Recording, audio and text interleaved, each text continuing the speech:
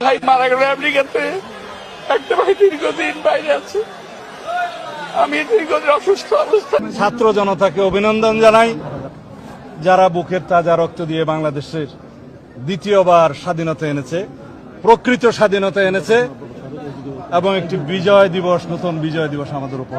School কলেজের মাসুম বাচ্চারা নিজেদের জীবন দিয়ে রক্ত ঝরিয়ে আমাদের কাছকে মুক্ত করেছে, গোটা জাতিকে মুক্ত করেছে, যাদের শহীদী আত্মত্যাগের মধ্যে দিয়ে আজকে গোটা জাতি মুক্তি লাভ করেছে এক ভয়ঙ্কর ফ্যাসিবাদ থেকে। নতুন নতুন আইন হচ্ছে, এই আইনে এখন কথাও বলা যাবে না।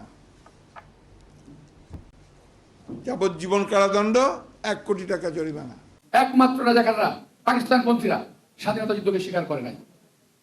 তারা এখন বলতে চায় ওই স্বাধীনতা না, দ্বিতীয় স্বাধীনতা হয়েছে। আমি প্রথম প্রবেশ করেছি, দ্বিতীয় স্বাধীনতা বলে বাংলাদেশে কিছু নাই। স্বাধীনতা একবারই আসে এবং রক্তক্ষয়ী সংঘর্ষের মাধ্যমে আমরা স্বাধীনতা যুদ্ধ করেছিলাম এবং যুদ্ধে জয়লাভ করেছিলাম। নীল কালার যে ফর্মটা আছে, এটা সংবিধান সংস্কার পরিষদ সদস্যদের শপথ ফর্ম।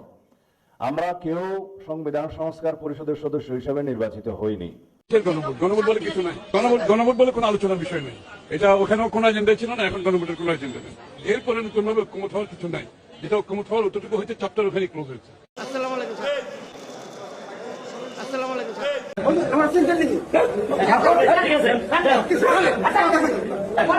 অহংকারীদেরকে আল্লাহ পাক কিয়ামতের মাঠে পিঁপড়ার মতো উঠাবেন।